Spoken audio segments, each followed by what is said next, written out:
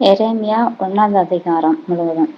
பென்யமீன் தேசத்திலுள்ள ஆனதோத் ஊரிலிருந்த ஆசாரியர்களில் ஒருவனாகிய இல்க்கியாவின் குமாரன் எரேமியாவுடைய வசனங்கள். ஆமோனுடைய குமாரனாகிய யோசியா என்கிற யூதாவுடைய ராஜாவின் நாட்களில் அவன் அரசாண்ட 13ஆம் வருஷத்தில் இவனுக்கு கர்த்தருடைய வார்த்தை உண்டாயிற்று.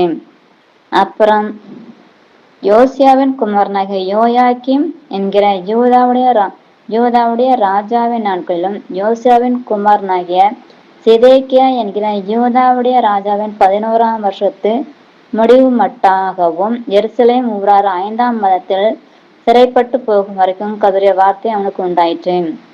கர்த்தருடைய வார்த்தை எனக்கு உண்டாகி அவர், நான் உன்னை தாயின் வயிற்றில் உருவாக்கும் முன்னே உன்னை அறிந்தேன். நீ கர்ப்பத்திலிருந்து வெளிப்படும் முன்னே நான் உன்னை பரிசுத்தம் பண்ணி உன்னை ஜாதிகளுக்கு தீர்க்கதரிசியாக கட்டளையிட்டேன் என்று சொன்னார். அப்பொழுது நான், கர்த்தராகிய ஆண்டவரே, இதோ நான் பேச அறியேன், சிறு பிள்ளையாய் இருக்கிறேன் என்றேன். ஆனாலும் கர்த்தர், நான் சிறு பிள்ளை என்று நீ சொல்லாதே, நான் உன்னை அனுப்புகிற எல்லாரிடத்திலும் நீ போய் நான் உனக்கு கட்டளையிட்ட எல்லாம் நீ பேசுவாயாக. நீ அவர்களுக்கு பயப்பட வேண்டாம், உன்னை காக்கும்படிக்கு நான் உன்னுடன் இருக்கிறேன் என்று கர்த்தர் சொல்லி, கர்த்தர் தமது கரத்தை நீட்டி என் வாயை தொட்டு, இதோ என் வார்த்தைகளை உன் வாயிலே வைக்கிறேன் பார், பிடுங்கவும் இடிக்கவும் அழிக்கவும் கவிழ்க்கவும் கட்டவும் நாட்டவும் உன்னை நான் இன்றைய தினம் ஜாதிகளின் மேலும் ராஜ்யங்களின் மேலும் ஏற்படுத்தினேன் என்று கர்த்தர் என்னுடனே சொன்னார். பின்னும் கர்த்தருடைய வார்த்தை எனக்கு உண்டாகிய அவர், எரேமியாவே, நீ என்னத்தை காண்கிறாய் என்று கேட்டார். வாதுமை மரத்தின் கிளையை காண்கிறேன் என்றேன். அப்பொழுது கர்த்தர், நீ கண்டது சரியே, என் வார்த்தையை தீவிரமாய் நிறைவேற்றுவேன் என்றார். கர்த்தருடைய வார்த்தை 2ஆம் தரம் எனக்கு உண்டாகிய அவர், நீ காண்கிறது என்று என்ன என்று கேட்டார். பொங்குகிற பானையை காண்கிறேன், அதன் வாய் வடக்கேர்ந்து நோக்குகிறது என்றேன்.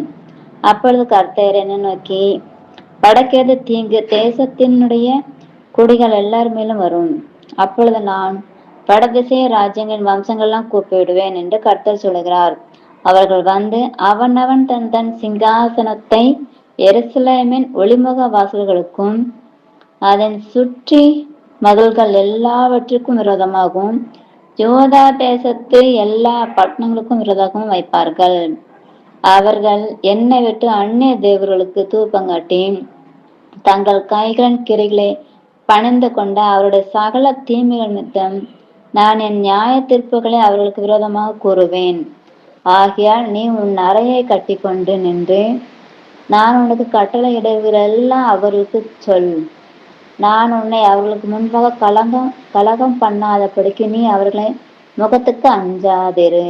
இதோ தேசமனத்துக்கும் யூதாவின் ராஜாக்களுக்கும் அதன் பிரபுக்களுக்கும் அதன் ஆசாரியர்களுக்கும் தேசத்தின் ஜனங்களுக்கும் எதிராக நான் உன்னை இன்றைய தினம் அர்ணிப்பான பட்டணமும் இருப்பு தூணும் வெண்கல அலங்கமும் ஆக்கினேன். அவர்கள் உனக்கு விரோதமாக யுத்தம் பண்ணுவார்கள், ஆனாலும் உன்னை மேற்கொள்ள மாட்டார்கள். உன்னை ரட்சிக்கும்படிக்கு நான் உன்னுடனே இருக்கிறேன் என்று கர்த்தர் சொல்லுகிறார்.